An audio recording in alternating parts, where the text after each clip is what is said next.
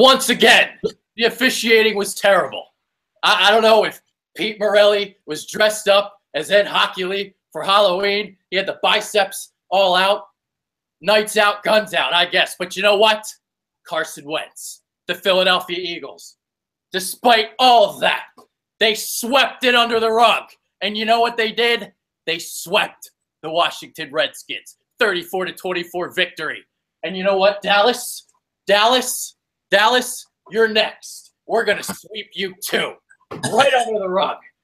Right under the rug. A sweep for the Eagles. How about that? Philly 500 is here. I'm Adrian Fedque. MVP, Ginger Jesus, the Ginger Destroyer. Unbelievable performance. 4 more touchdowns. What? I wasn't too happy because they missed the pass to Alshon, so it was a little bit. Hey, what? You know, I'm sweeping too, baby. With a dustpan, bring it out. Let's sweep it all up. Yes, we're going far. We're going far. I won't say it. We're going far. Unbelievable game. Tonight is one of those nights in the next 10 years in the long history that this kid hopefully will have as a quarterback. You will always talk about this night when he arrived as a franchise elite quarterback. Sam Hinkie might have died for your sins, but Carson Wentz arrived tonight to save your life. The Eagles are here. Oh, my. Oh, my. 11 touchdowns in his last 3 games. This is unbelievable. 4 more touchdowns tonight. The team comes out flat, and then all of a sudden, boom, beautiful bomb to Mac Hollins, 64 yards. And then boom, on the next drive, it's Zach Ertz. They go down, they score again. 4 touchdowns in 5 drives. Eagles put this game away. Bye. Delete the Redskins. Bye. Now you can't. I don't want to hear anybody. You're next. See this? Oh. Yeah, they're going to get swept up too. They stink. They stink. They stink. I ain't sweating Dallas. Dallas fans are scared right now. They're scared. They're doing their satanic things. They're probably meeting at 3 a.m. They got their blood sacrifices. They're all hunting chickens, all right? They got to make sacrifices because they're in trouble. So hunt your chicken, hunt your dogs, make your blood sacrifices. It ain't going to matter because we have God on our side. So you're done. It's over. 6-1, 2 games up on the Redskins with tiebreakers. You got the stinking 49ers next week. I mean, look, I don't want to hear anybody say, don't talk about a bye week. It's too early. It's not too early. That's where our goal is. Anything less than a 1 or 2 seed at this point is a disappointment, in my opinion. Yeah. And you know why it's a disappointment? Because this guy is playing like the MVP of the National Football League. And everybody in the United States of America and the entire world saw it tonight. 4 touchdowns. Houdini escaping out of that pocket, getting the first down. So what do you have? 5 rushes were first downs. He threw 4 touchdown passes. This Eagles offense is unstoppable because of Carson Wentz. They score touchdowns. Everybody else scores field goals. They scored 34 points tonight. They scored 34 points tonight. And it was like easy. It was really easy. And that was after the first quarter. It was as the 4th and John boys. It was like as the 4th and John boys like to say, too fucking easy. Oh, yeah. Look, if I could give everybody cookies right now, because I got a cookie under the camera, I would give everybody one. But I don't, so I'll eat it for you. Look, this team's something else. I don't know what I'm going to say. The cookie tastes good. It really tastes good. But I thought they struggled in the first quarter. And then when they went up-tempo and Carson got to make the calls and stuff, he took the game over. That was something else. Yeah. That's what MVPs do. That's what they do. 17 touchdowns on the season. This is unbelievable. If he throws, by God, if he throws what? 3 more next week. He's on pace for freaking 40. My God. He had 4 touchdowns against, a couple weeks ago. Then he had 3. With Arizona 4, 3, 4, right? He had never had 3 in a game before Arizona. He threw 3 in the first quarter. He had 4 overall. Then he had 3 more, and then now 4 more tonight. And they weren't like 2-yard passes or anything. I mean, these were spectacular passes. That pass to Clement, I don't know how he got out of that. That was like, I was texting you. That's Aaron Rodgers, Tom Brady. Like, that's a next level. That's next level stuff. I mean, that was unbelievable. And then to get out of that one where he looked like he was sacked, I was yelling at the camera. I turned away because I thought the play was over. And I see him running. I'm like, what the hell's going on? And he was still going. I mean, those were unbelievable plays on prime time in front of the world. This guy's a big game quarterback. This guy's a big pressure quarterback. You can tell. Look, we're going to win a lot of Super Bowls in this course of this guy's career. I really believe that. Uh-oh. That S word came out. Uh-oh. Philadelphia doesn't want to hear it, though.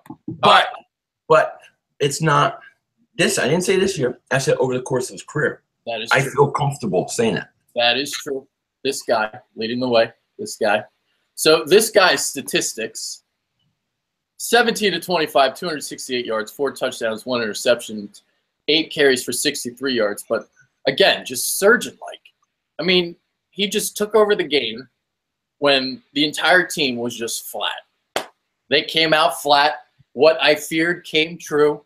Having 11 days to hear how great you are.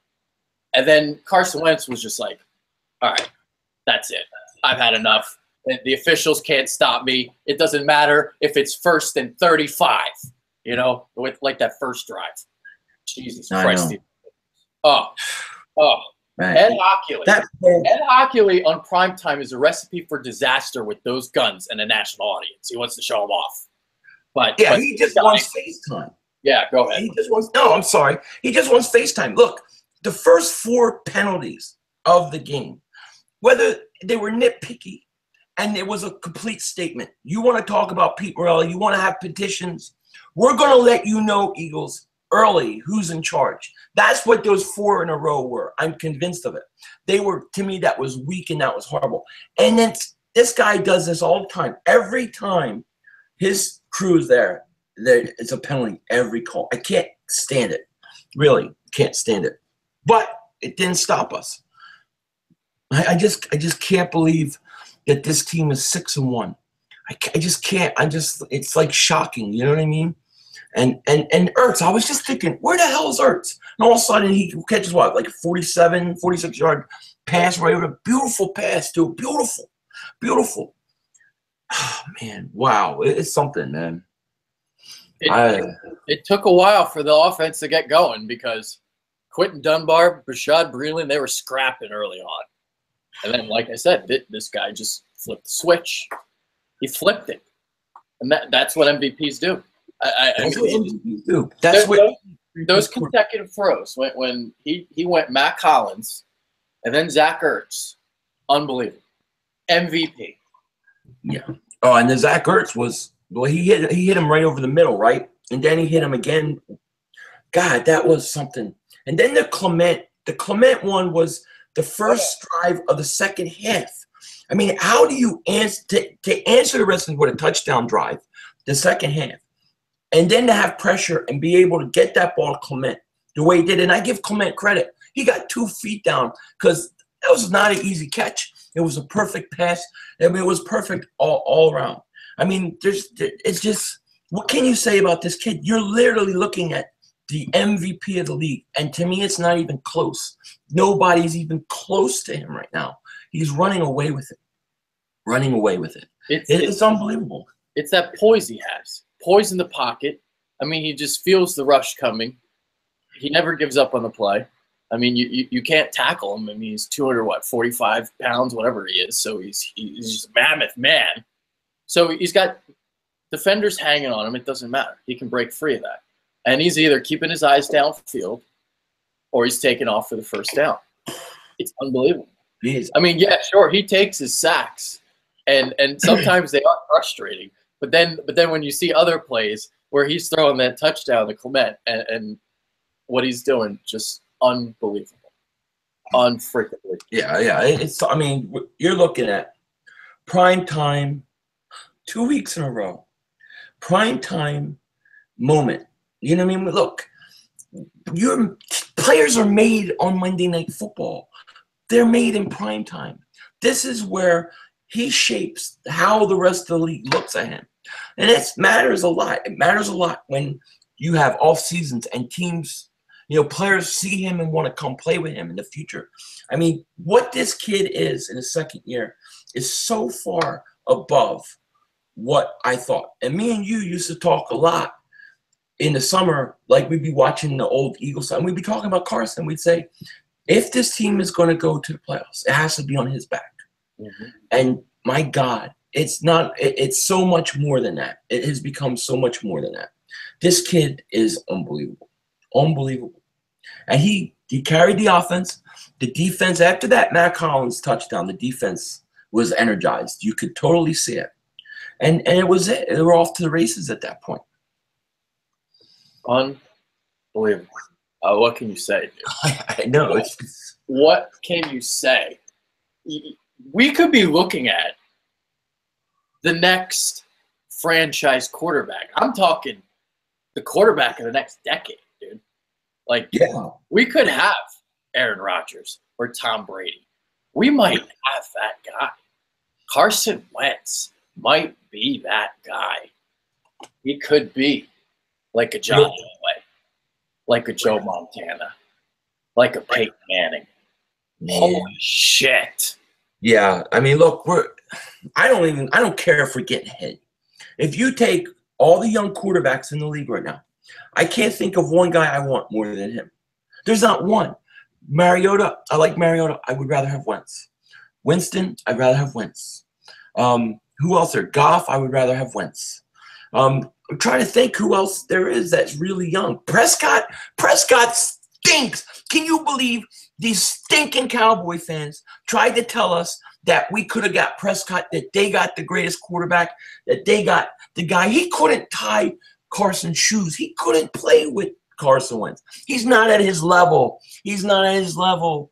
Dak Prescott is not at Carson Wentz's level. Sorry, Dallas. Our guy is better than yours. And that's just the way it is.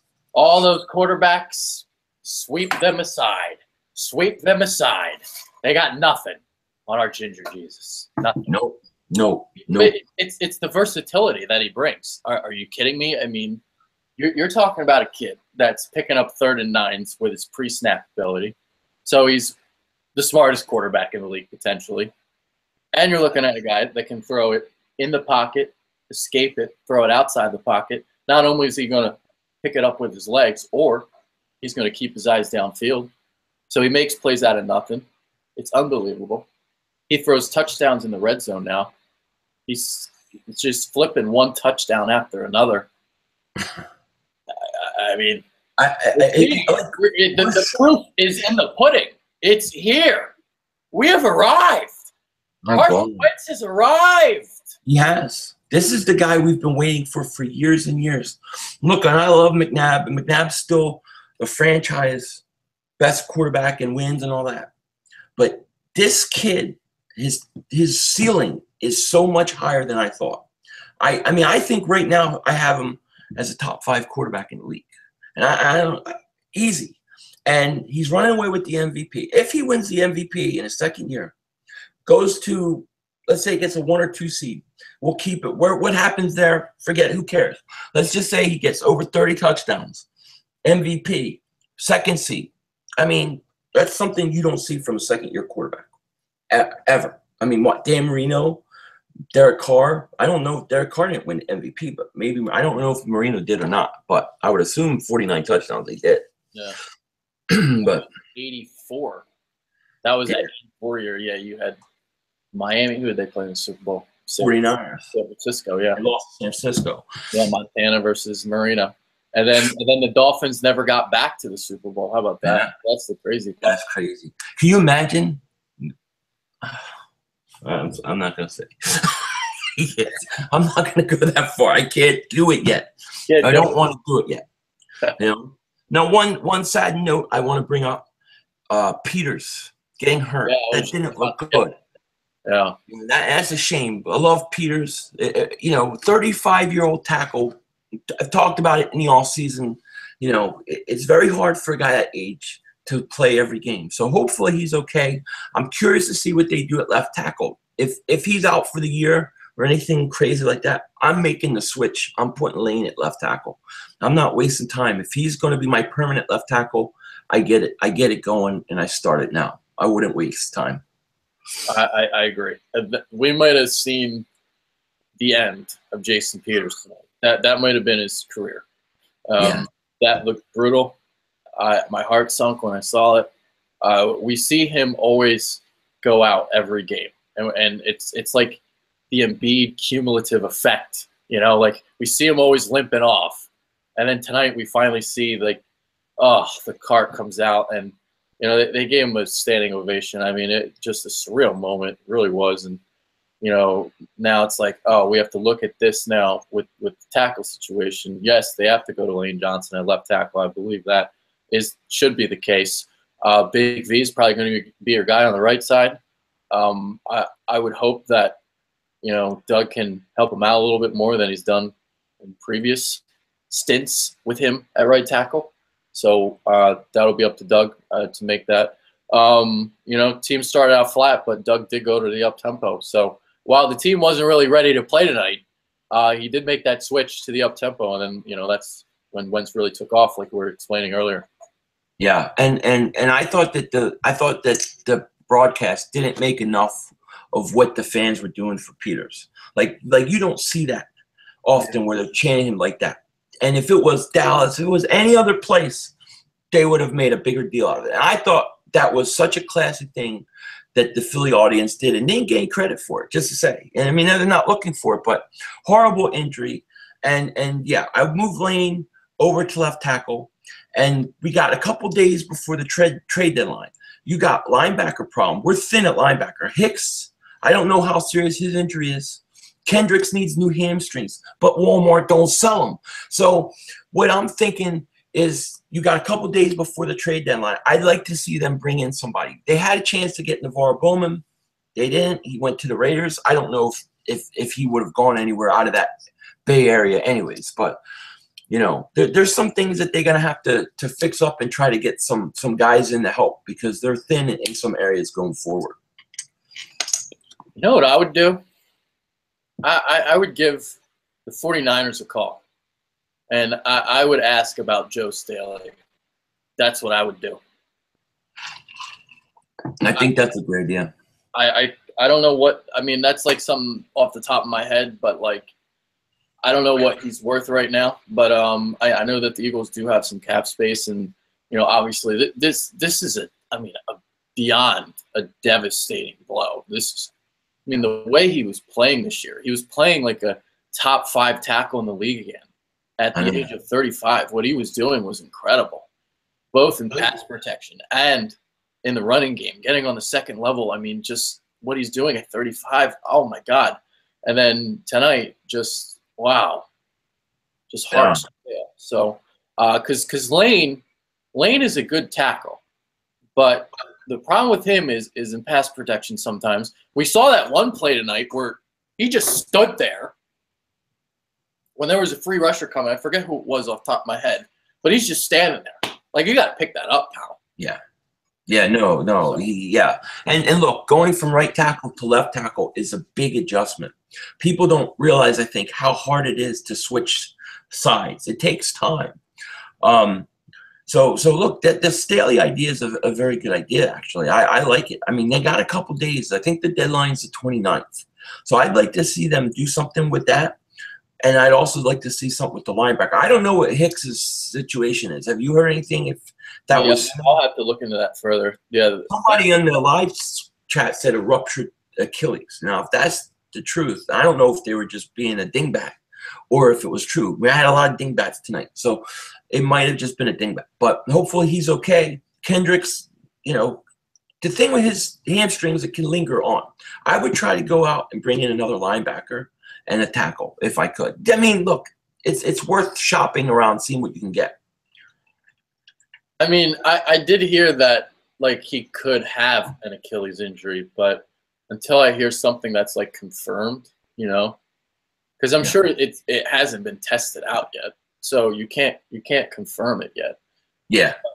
But it could be possible Achilles injury, so that would be obviously huge. I mean, because what happened tonight, the Redskins went right to the linebackers, Vernon Davis along the seams, and you know, you had a miscommunication on Chris Thompson's touchdown. So they took advantage of the Eagles' lack of depth at linebacker. But then, you know, like I talked about earlier, I mean, you got Carson Wentz, the MVP of the league. He just came up and he was just like, you know, screw it. I'm just going to put the team on my back. And that's what he did. I know. Yeah, I know. It's unbelievable. You know, the linebacker situation definitely scares me. I thought Najee Good stunk. And Joe Walker was horrendous. They all stunk. They stunk. Bradham doesn't stink. Oh, Bradham was great. I love Bradham. To me, is having a Pro Bowl year. Very easy. And yeah, we're gonna have to do something at that linebacker situation, you know. And I do worry about Hicks because he was hurt and questionable for an ankle, right? Yeah.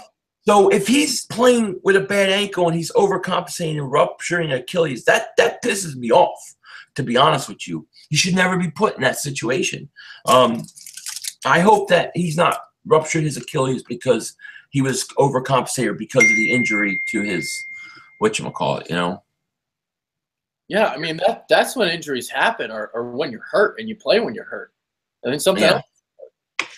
You know, that's what they talk about with Embiid. Like that's the reason why, you know, when he's feeling tired, that's why he comes out, because that's when injuries happen, when you're tired. And then in this case, it's like when you're hurt, you don't want to just put someone out there. Yeah. So you could get even hurt, even worse. Yeah. And by God, look what happened. If this is really an Achilles injury, this is devastating too. So you got Peters and Hicks. It's like one blow after another this year. It's just incredible how resilient this team has been. It is, yeah. And look, that's what you get with the leader, the general. Carson Wentz is he keeps coming, man, and he's carrying his team, in my opinion, no doubt about it. Yeah. And here's the big question of the night: do we have to worry about Jake Elliott now that he missed a field goal? Do we have to worry about it? Is he going to lose confidence? Should we bring Sturgis back? I think. well, it was he missed the field goal because he didn't have the power of Jason Peters behind. Yeah, well, we got to get Peters back on the sideline. You know. Yeah. No more misses, Jake. No more. Yeah. Unacceptable. So we were worried the Eagles were going to read their clippings. We were worried that they were going to think the world of themselves, come out and be flat. They kind of came out flat. They did for a quarter and a half. And then they got it going, and they won. Now you play a winless team that everybody in the world thinks you should beat. You cannot lose this game.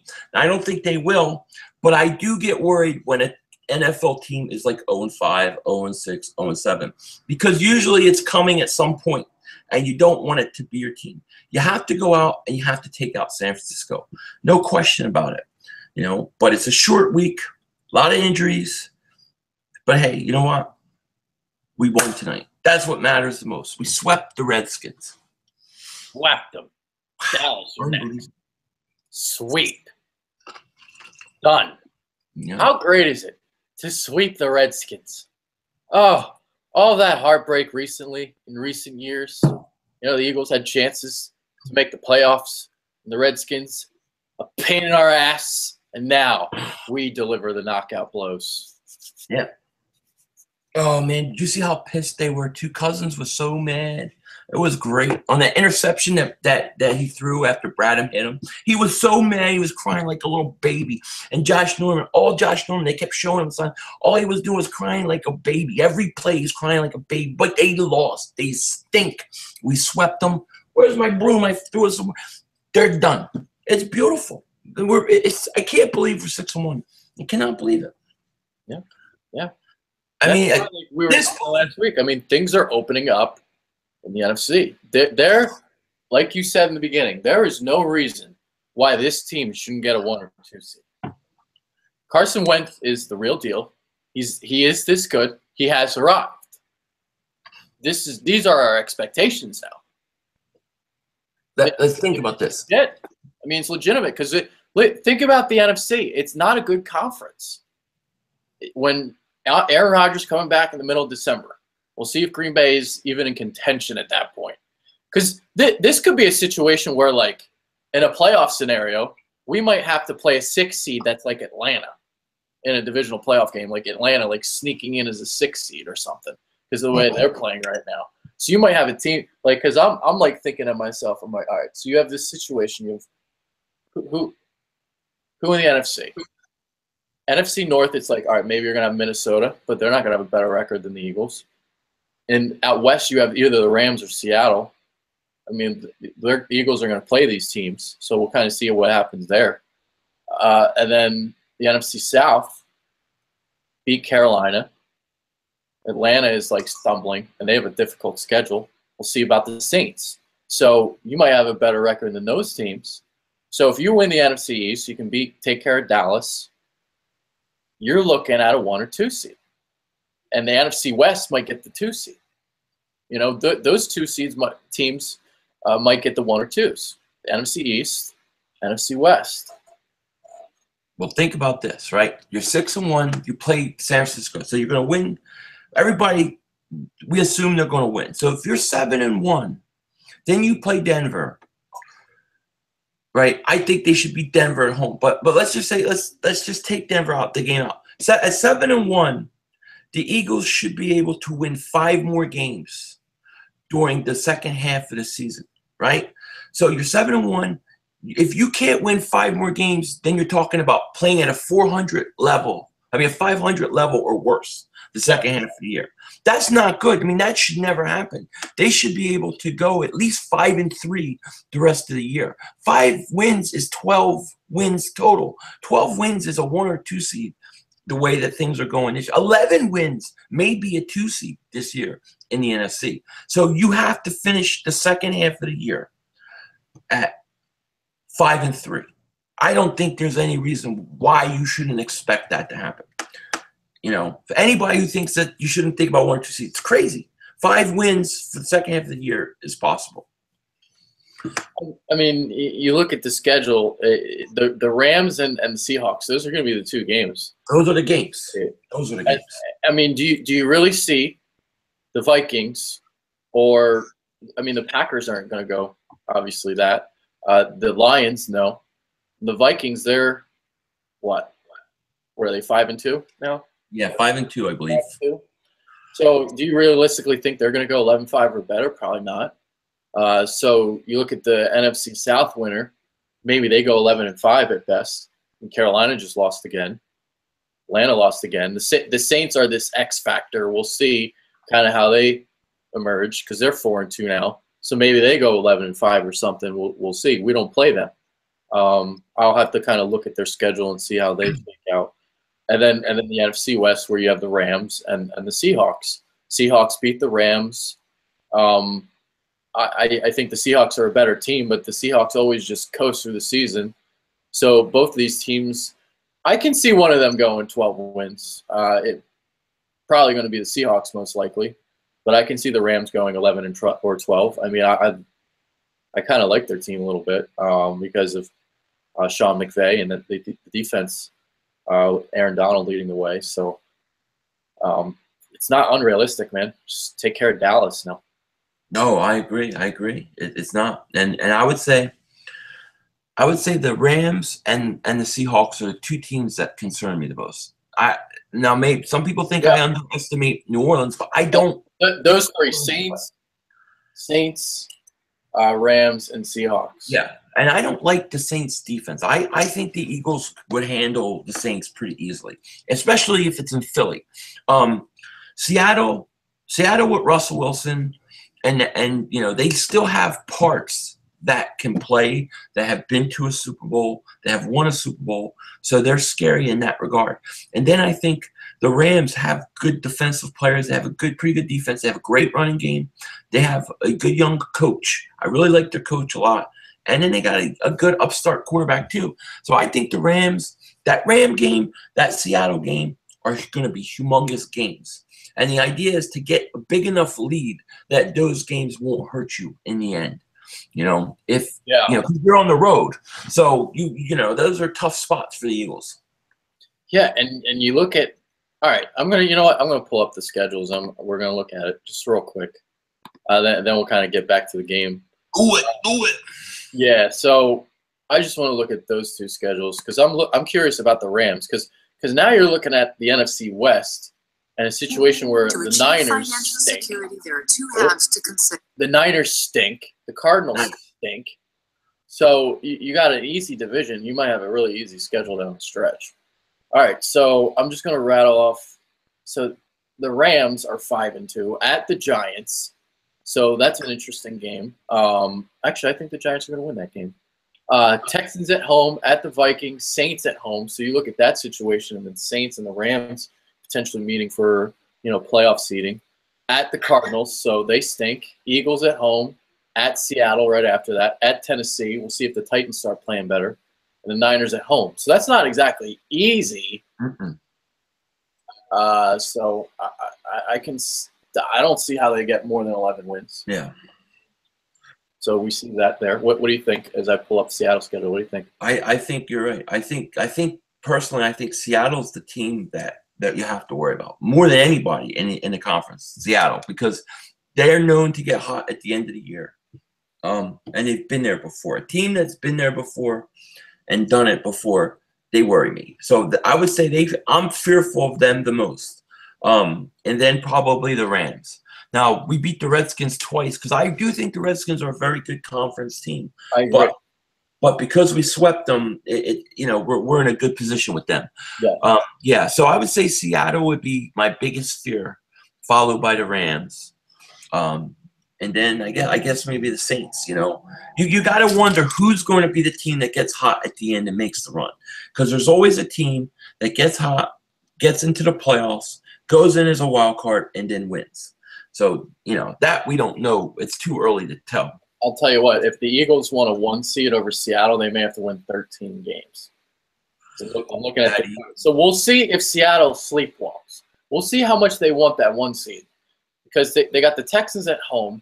So that's an interesting game because Watson's playing really well against obviously great defense, but so many injuries on the Texans side. So I would think Seattle wins that game. And then they get the Redskins at home, so another home game against a good opponent. And then their road game is at Arizona. Arizona stinks. They're done. So that's a win. You got Atlanta at home. So that game is really interesting because we'll see how Atlanta is in the standings. So we'll see there at San Francisco. I mean, Jesus Christ, that's a W. Eagles at home on a Sunday night. Oh, that. Whew. I would say Seattle's probably. See, I would say the Eagles out of those two games because they're back-to-back, Rams and Seattle. They'd probably beat the Rams, but not Seattle, right? You would think. I would agree, yeah. But if they beat Seattle, if they go into Seattle in that spot and win, you're looking at number 1 seed most likely. That would be unbelievable. Yeah. Hey, look, man, I don't put anything past this quarterback. I don't put anything past him at this point. We talked about Seattle playing great at the end, right? And the great teams emerge after Thanksgiving. Well, after Thanksgiving is when they're going to make their money. Eagles at the Jags, Rams at home, at Dallas, and then Cardinals to close the season. So if they lollygag through anything, hopefully they lollygag and pick up like 1 or 2 losses along the way because that stretch there, they'll probably only have like 1 loss because that's what they do at the end. So they'll probably beat the Eagles, beat the Jaguars, maybe beat the Rams, maybe they lose to Dallas. I don't know. They'll lose one of those games. But, I mean, as indicated in years past, they usually win those games. They do. They usually win those games. And they're going to be the team to worry about. Like, I thought the Giants early on had a chance to beat them The defense kept him in, but Eli was like 99 years old yesterday, so he stunk. Look, maybe a team like the Jaguars at home are playing good, and somebody can upset them a couple of times. And look, maybe the Eagles go in there and they take it from them. I mean, who knows? Anything's possible. I think at least a 2 seed. If you come away with at least a 2 seed, I can live with that. But anything less than a 2 seed at this point would upset me. I would not be happy. Yeah. I mean, a 1 seed, I'm thinking in my head, you're realistically probably going to lose at Dallas, at Seattle. So you'd have to go 13-3. So those 2 games are losses. You'd have to win all the rest of the other ones. Yeah. That's right. If you want a 1 seed. Yeah, it would be tough. It's going to be tough. But look, you just got to play, right? I guess that's what I say, 1 week at a time. Just beat San Francisco, beat Denver, go into your bye week. I'm not convinced that we're going to lose that Dallas game. I think we're going to beat Dallas in Dallas. I think Dallas is in big trouble. I think the Eagles are very, very good, and they are legit, and they should be feared. And it's because of Carson Wentz. I mean, you have a franchise quarterback with a great defense. Right. This team is legit. Definitely legit. It's okay to be excited, Philadelphia. Oh, it's okay. Everybody's going to be loving the Eagles now. I mean, look, the Carolina was the game where you say, we are a good team. We deserve some respect. The Washington game was the game that says, our quarterback, our team has arrived. We're an elite team now. Now you have to come through us. That's what this game meant tonight. This game was so huge. And in years past, these are the kind of games we would always lose. We would always come short. And all the years, think about it. Since after the McNabb era, all the games like this were the kind of games we would lose, and then it would start that spiral downward. Yes. Not this year. Not this year. This was a statement game like anything I've ever seen. It's unbelievable. Yeah. Ginger Jesus on our side. All right. So other things that happened in this game. I know we've talked a lot about Wentz, but other things that happened. I mean, how can you not talk about Wentz? But yeah. So Malcolm Jenkins had himself a big game. So that he had – so you had the 3rd and 1 on Jordan Reed. So this play was unbelievable because you have Jordan Reed motioning. So he's already getting the head start on Malcolm Jenkins in the flat. And Jenkins just instinctively, the best angle he could have taken on that passing flat, stops him short of the first down. That was unbelievable. And then what he did was he had a sack. He stopped Cousins short of a first down. I don't care what they said. That was short. Oh, that was a bad spot, man. And they didn't even measure it. That was a horrible spot. He was short. Yeah.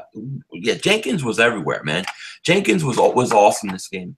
And I love that sack. He closed on Cousins so fast. Cousins did not know. I think Cousins thought he had a lot more time because he stopped and he waited, and Jenkins closed on him really quick. I think Jenkins had a hell of a game. I thought Bradham had a great game, and I thought in the second half, Fletcher Cox, once the Eagles got a lead, turned it up like 3 or 4 notches. Penetration. Go ahead. Oh, no, go ahead. I like that voice. But, no.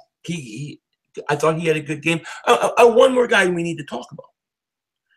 Derek Barnett had 2 sacks. Ooh. He had 2 sacks tonight.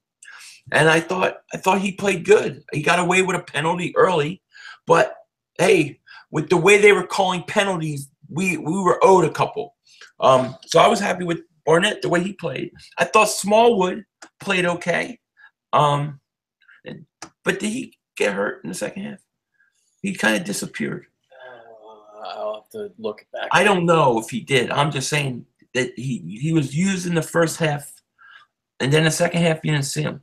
I thought wood. Huh? Smallwood didn't get any wood. No wood. Not like No Chubb. wood. No. Like Chubb. No. But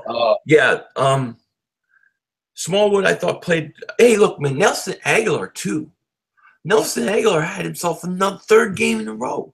The search for Nelson Aguilar is over. I can't do it. I can't use it. We are now going to search for Torrey Smith. The search for Torrey Smith shall begin. We're going to start in the old folks' home, and we're going to work our way around the city. But the search for Torrey Smith is upon us. Oh, that's hilarious. Because that is so true. We have found Nelson Aguilar. We have saved him. I mean, I don't know if Ginger Jesus is baptizing his wide receivers, and maybe Torrey Smith was just late to the party. I don't know, but maybe Alshon Jeffrey needs one too, a little bit. But back to the defense, man, because in the first game, they closed out the Redskins with their defense. The strip sack by Brandon Graham. Fletcher Cox picks it up. Touchdown, 30-17. This game tonight, you had Brandon Graham and someone else converging in on Kirk Cousins, and you had the interception by Corey Graham. So, again, defense paying dividends, and you're getting deep penetration from the Eagles' defensive line. Oh, yeah. Yeah. And here's one more thing. Now I'm going to switch back to you on offense. I'm sorry, but you were saying about Aguilar and Carson basically making these guys better. And there's something that happened a few weeks ago, 2 weeks in a row, where Aguilar makes a mistake. He drops a ball. And the very next time, this happened like 2 or 3 times, the very next play, Carson goes right back at him and throws him the ball again. So he makes the catch. Now, what did this do? This was smart by Carson, because what it did was it prevented Aguilar from focusing on the drop, thinking about the drop. He got the ball, he made a catch, and he was able to move on. And that's what this kid does. You see him do it with Ertz too. He's making these guys better because he puts faith and he gives them opportunities.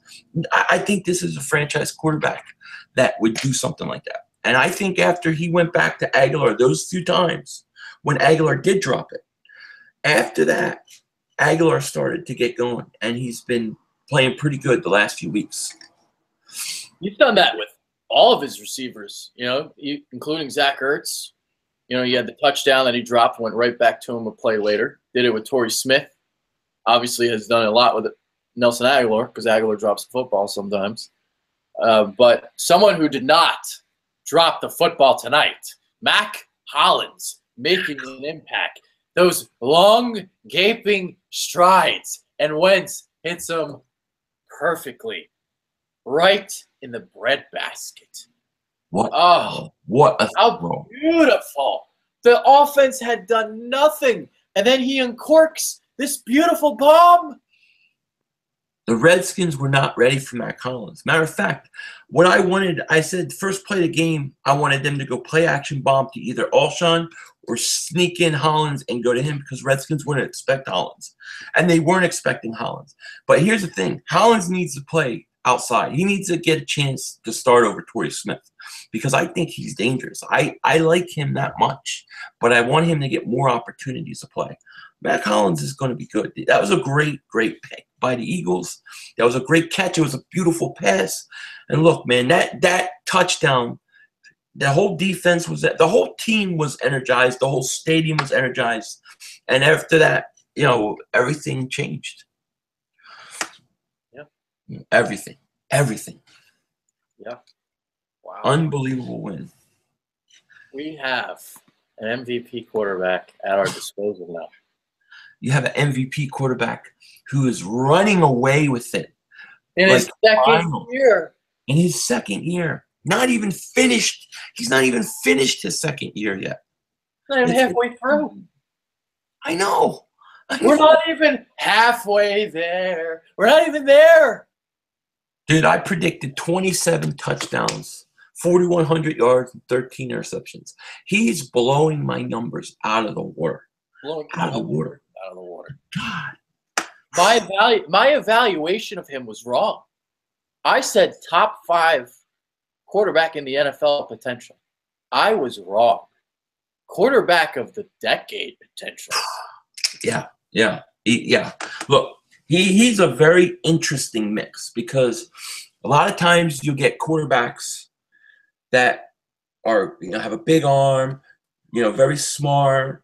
You know what I mean? He's got everything. You can take all the good pieces from all these different quarterbacks and you can put it into one person. It's him. You know what I mean? He was like molded out of clay like Wonder Woman, but he's not a woman. He's like Wonder Man. You know what I mean? He's like the bionic man. Dude, the guy is unbelievable. He reminds, somebody said it. He's like a big base. He's like Big Ben, but faster. And I also think he has like Andrew Luck in him. You know what I mean? Like to me, he's a blend of Luck and Big Ben. Yeah, I'm going to throw a couple at you since he's sprinkled in, so many quarterbacks. So he's got the mind of Peyton Manning because of what he does pre-snap and moving everyone around the line of scrimmage and just audibling whatever he wants. So he's in complete control of the offense, doing whatever he wants to do. So he's got that. He's got the fiery competitiveness of Tom Brady. He's got the it factor. He thrives when the pressure is on you. We saw it again tonight. Team comes out flat. Four touchdowns in a blink. Game over. Carson Wentz, MVP of the league. He has the toughness of Ben Roethlisberger. Defenders bounce off him in the pocket.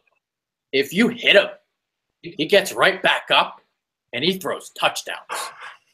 That's what he does. So he's got that. He's got the mobility of Russell Wilson, the way that he can escape the pocket and not only take off and run, but keep his eyes downfield and find open receivers. And, he can also shred you in the pocket if he wants to, too. If you give him time, he'll uncork long passes, just like, I don't know, let's say Phillip Rivers or something, Joe Flacco, guys that can really throw good deep balls. He's got everything in the bag. I'll tell you one other guy. I like when he moves in the pocket. And he's not scrambling, but when he's moving the pocket and he's not trying to cross the line of scrimmage because he knows what the defense is doing. So he's looking for that guy. It's very Aaron Rodgers-like. Luck does it too. Luck does it too. Yeah. Man, this kid is something, man. This kid, can you imagine him? Then you got, if Embiid can stay healthy, that the amount of talent that we have to watch. I mean, this could be like the golden age. You know what I mean? This could be. God, we could be looking at it right now, right before our eyes. Could be coming, dude. Dude, I don't know how I'm going to handle the bye week. This was torture, and this was like a half a bye week. How am I going to, if we're 8-1 at the bye week, going to play Dallas, I'm going to be nuts. I'm going to go nuts. I'm going to go nuts. I'm going to go nuts. Oh, I know. Such a long wait. And that would be a Sunday night game too. So we'd have to wait through the whole opening wave of football games, the afternoon and the late afternoon wave. So 2 waves of football. Oh, that's gonna be awful. 11 days was rough. This is like a tsunami. Man, this is something else. I gotta tell you, I love it, dude. This is going to be one hell of a year. It's going to be fun. We're going to actually probably get to watch a playoff game. It's been so long. Now am I jumping ahead? Probably jumping ahead, but I can't help it. Let me be rational tomorrow. Tonight I just got it. We'll dream. Be rational tomorrow in the bitter dingbats. Yeah. As rational as 2 bitter dingbats can be. Yeah. I don't even know if I might not have even time to watch the game again. But we'll be more rational. Actually, you know what? We're not going to be more rational. No, we're going to be dingbats. We're dingbats. I mean, we're bringing brooms to the show. I mean, it's a great win. I mean, in all seriousness, unbelievable great win. And to me, this kid did so much more than I expected tonight. To me, he showed what he is, and he's going to be the talk of the NFL again for another week. And people just better get used to it. Better get Dallas used fans are so jealous. Jealous. They're going to bring out the rings argument and let them. Because who knows? Maybe in 10 years, the Eagles surpass them. Who knows? Ooh, you said I'm using the word. Woo! 5 and 10 years. I didn't say the word. I just said rings. You said with the S at the end. Those No. Dallas fans, they know nothing. They know nothing about their 1993 football team. They know nothing about, they talk about the rings and they got all the jokes, and then, I'll ask them who Nate Newton is, and they got no clue. That's great. Awesome, man. Great. But they do. Enjoy this, everybody. Enjoy this win. You deserve it. You deserve it more than any other fan base in the NFL. That's what I think. Yeah, absolutely. Dude, we've arrived. We've arrived. Absolutely. Yeah, we're about 50 minutes in, so we'll about cut it off. But yeah, those Dallas fans are funny, man, because they will bring it up. They're like, even if the Eagles do win one, it's like, well, you only won one. That's what it's going to be next. You know how they are. Oh, I know. They were so happy they beat the 49ers. They were talking about how they're back. Them boys are back. Them boys are back. Them boys stink. And they're going to stink all year. Sorry. Eventually, I'm telling you, here's what I want to happen, Dallas. Real quick, and then we can end it. I want Dallas to be in the wild card race. And then Zeke Elliott has to be suspended the rest of the year. And everything goes to hell. That would be the greatest thing ever. I would love that so much. That would be amazing. Oh, yeah. Can you imagine? I just want to end this show by asking Dallas fans, just bringing up a couple names, see if you know who they are. Kevin Gogan, you have any idea who he is? I'm just bringing up a couple linemen because, the Eagles have a great offensive line right now. So why not? Let's talk about Dallas's offensive line 1993 because you guys know so much to talk about rings. So Kevin Gogan, you know who he is. Maybe throw out Mark Tuinei, Eric Williams. You guys have any idea who these guys are? Any idea? Any idea at all? Mark Stepnoski, any idea? Any clue? Any clue? Larry Brown? Not the Sixers Larry Brown. Cowboys quarterback Larry Brown. You guys have any idea? Kevin Smith? No, not that Kevin Smith. Not the movie director. Is he a director? Yeah. No, we're not talking about chasing Amy. We're not chasing Amy. We're chasing rings. So we're doing. Only Darren Woodson. Maybe you guys know who Darren Woodson is. Maybe you know Ken Norton Jr. I mean, there's more to the team than Troy Aikman, Emmitt Smith, and Mike Leonard.